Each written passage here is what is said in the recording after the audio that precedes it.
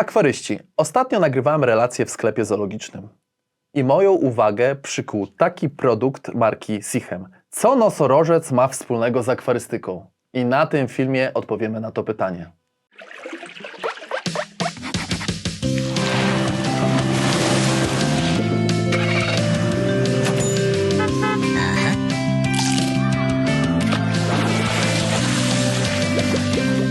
Patronami kanału są firmy Sera, Fluval, Sichem, producenci wysokiej jakości produktów do akwarium, terrarium i oczek wodnych. Moim gościem jest dzisiaj Cezary Skatulski, dystrybutor marki Sichem.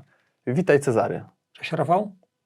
Dzień dobry. Powiedz mi, o co chodzi z tym nosorożcem 30% na butelce? Co ma nosorożec wspólnego z marką Sichem albo z akwarystyką? Pamiętasz, był taki odcinek, że rozmawialiśmy o edukacji Sichema, a tu mówimy o edukacji ogólnie, nie tylko akwarystycznej, jeżeli chodzi o ochronę przyrody. Nie wiem, czy wiesz, ale nosorożce w Afryce są na wyginięciu. Padają ofiarą kłusowników ze względu na ich rogi, które są wykorzystywane w medycynie najczęściej azjatyckiej.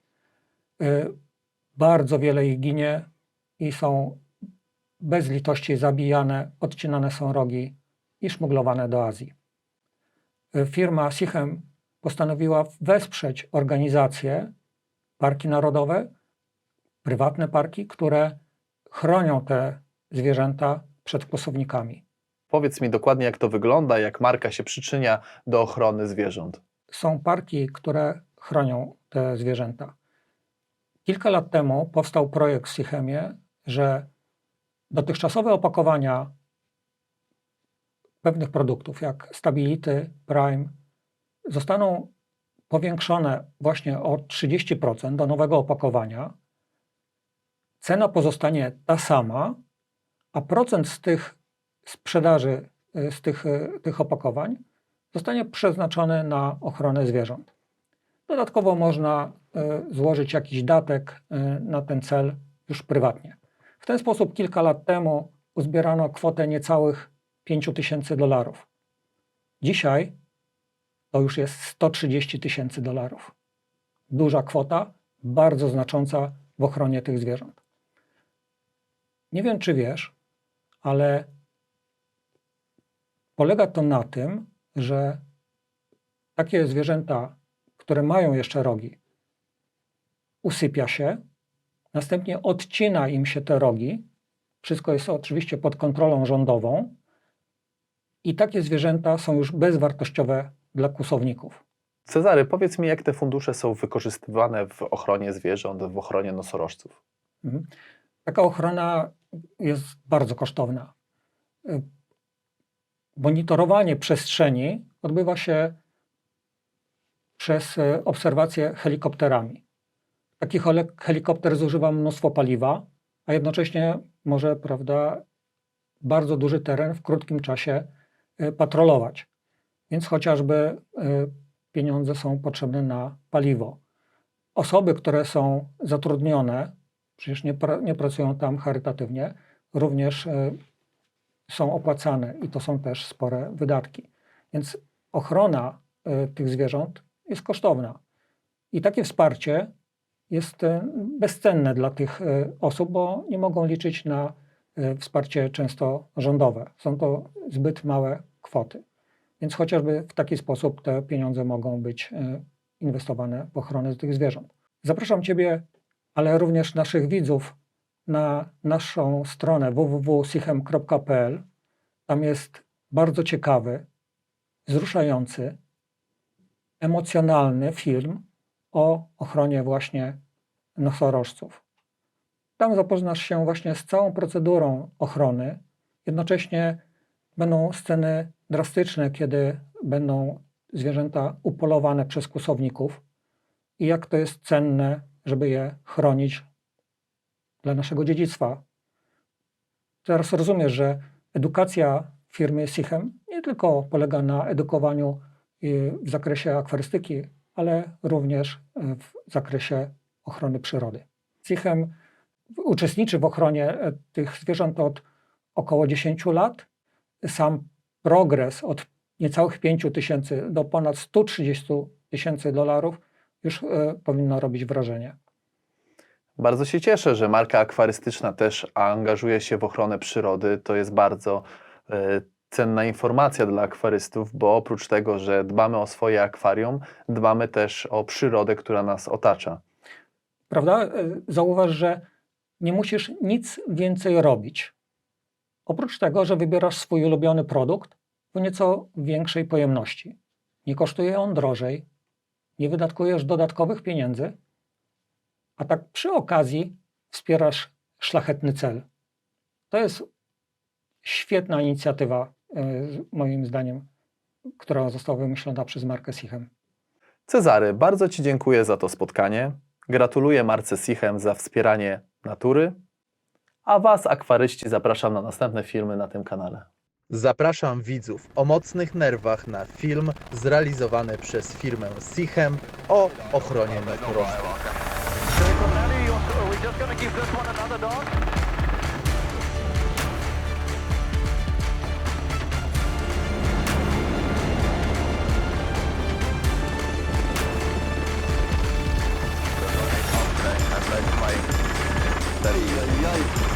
Oh my goodness.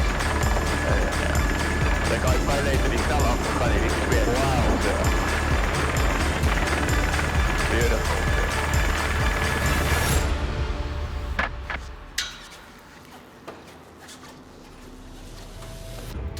Quick safety brief, all the seatbelts is buckle type as you're used to. If there's any issues, the headset is voice activated, so if it's here and you can't hear yourself, we can't hear you. If there is a problem in flight, it is what it is and we handle it as it goes. I do my best to be as safe as I can. We're not going to do anything funny. So my name is Nico Jacobs. I'm co-founder of Rhino 911. Seachem approached me to ask me to take them and show them how bad the problem is. Seachem has really gone out of their way to help us, protect and to give us the necessary finance, not only for us, but for other reserves that they're helping also at this stage. We are here on our wildlife reserve. We have over 2,000 wild animals on the reserve. South Africa, where we're situated, is now home to nearly 90% of the world rhinos, and 52% of those are on private reserves like this. They had no idea that we would get a call as soon as we land that the bull that we come to dart was shot and tragically its horns were hacked off. Are you serious? Yeah. I heard they were at Pelham's place. And me and you were scared of that. And our sole purpose for the trip was to help a reserve that reached out to us that have got a small population on their reserve that we need to trim to prevent them from being poached. People still don't understand why we do this and why we need it. It's every time. Remember, if we dehorn and we get there, people get the information that we're going to dehorn. It can't be timing. No. It's every time timing. It can't. It's impossible. We applied for permits 2 weeks back, and what we think or presume is some of the information got leaked, and it's full moon. The last remaining breeding bull was poached, slaughtered, and killed, and we were unable to save that animal. If we were just a day early, we could have saved that animal's life. You heard about the rhino? I don't know nothing. They killed Hannes's bull last night and cut off the horns, and they found the bull about 30 minutes ago. I don't know if you've got spare capacity or you just want to talk to Hannes because he's got nothing there to protect those 2 cows tonight. And I haven't got any equipment to fly at night, and I don't have the fuel. We were never for trimmings. We would rather love the rhinos to have their horns, but we've quickly learned that by trimming these animals, we're increasing their chances literally by 98%. That just minimizes the risk-reward that there are for the poachers coming into the park and still slaughtering these animals and killing them for the horn. So if you have that little bit of horn left, they don't do it anymore. We have to employ a large anti-poaching unit to keep them safe. Unfortunately, private reserve owners don't receive any funding or subsidies from government or the large NGOs. Without support, especially from Seachem, we wouldn't have been able to keep going, especially in those COVID years. We receive no funding at all, and we rely heavily on private donors like SeaChem to keep us going. The anti-poaching costs that we face now is approximately $30,000 per year to protect one rhino. And it's just not sustainable, and we cannot do it without support from private donors. We love you guys. Yeah, I love you too, Appreciate and we everything you thank you for everything that you continue. I grew up in the bushveld as a young boy and always wanted to fly, and I always loved nature. I went walking and learned about seeds and plants and trees and animals and just adored it, and I felt my creator in every step I took. So with my passion for aviation and conservation, that it was really my little bit that I could give back to my creator, and that I could do something good with what I've got. And I just out of that started flying pro bono for reserves and national parks, and by that we created a really credible NPO called Rhino 911, and through that we did incredible work, not just with rhinos but cheetahs, lions, leopards, elephants. We did so much work, but our emphasis was on rhinos.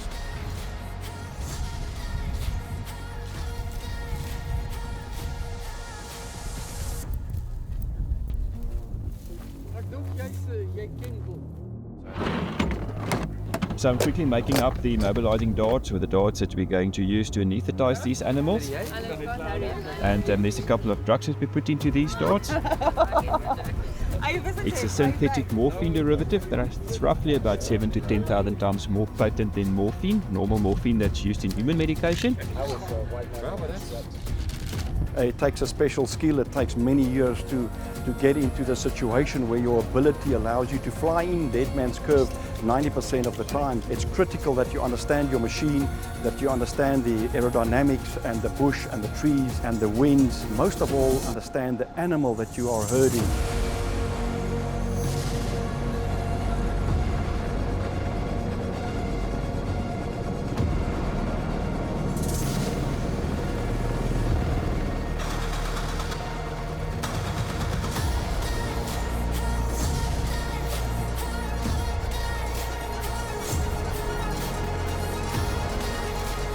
It gives me so much joy to fly, and it's a skill that, you know, evolves as the years go by.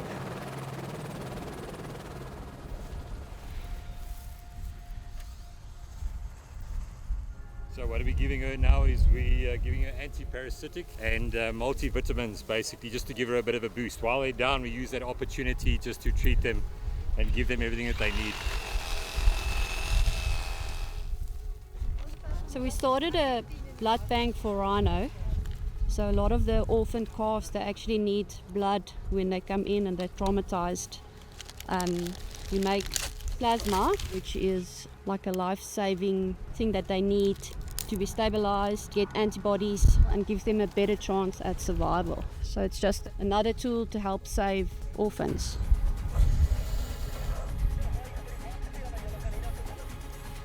Right here, and then you can take video.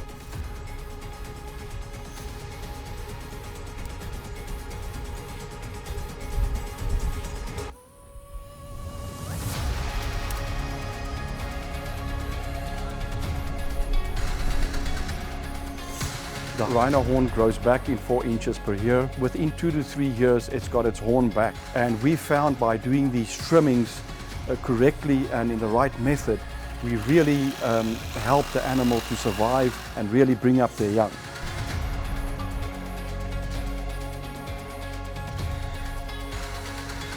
We'd rather see a rhino without a horn in the natural habitat than a rhino, you know, a dead rhino that's been slaughtered and that's horn has been hacked out.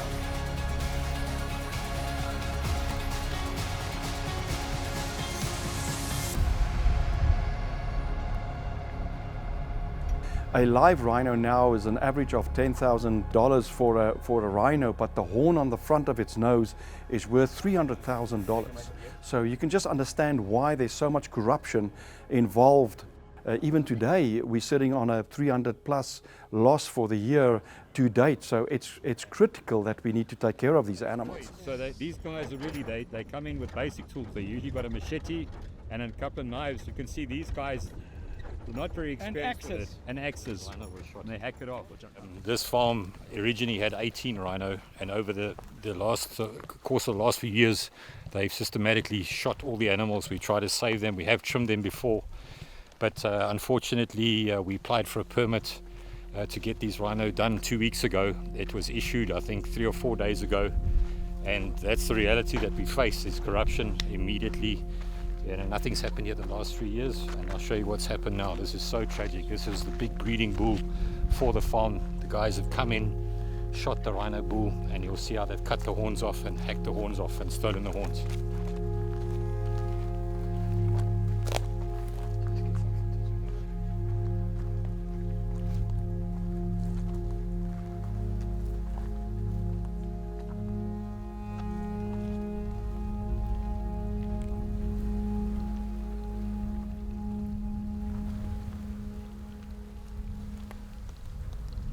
It's not the bone that's grown out of the skull. So these guys could have easily just cut around it, but they've actually hacked away the skull bone, thinking that they're going to be able to extract more horn. But it's all they've done is cut into the sinuses.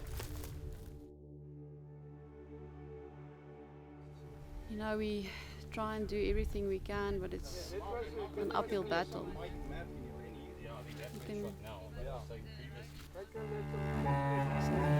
No, it's okay. It's bad. It's okay.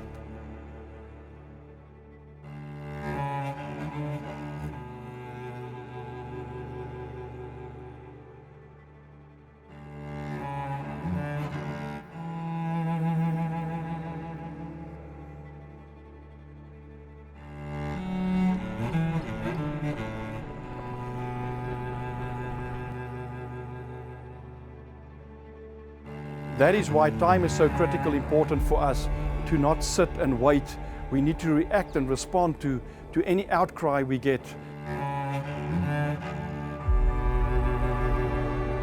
And to anybody else, any other corporates, any other conservationists, any other people that love animals, from me to you, the job's not done. We need to continue the fight. We need to do our best to conserve. That is our duty. Saving rhinos one life at a time. It's a story. Very cool to see.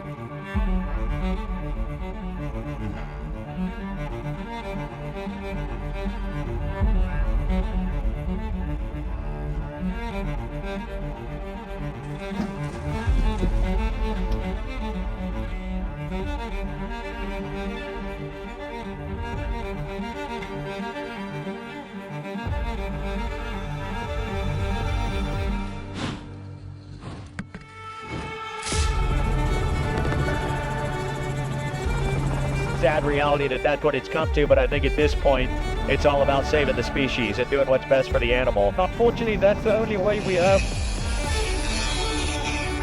Normal guides, rangers, owners have had to become soldiers.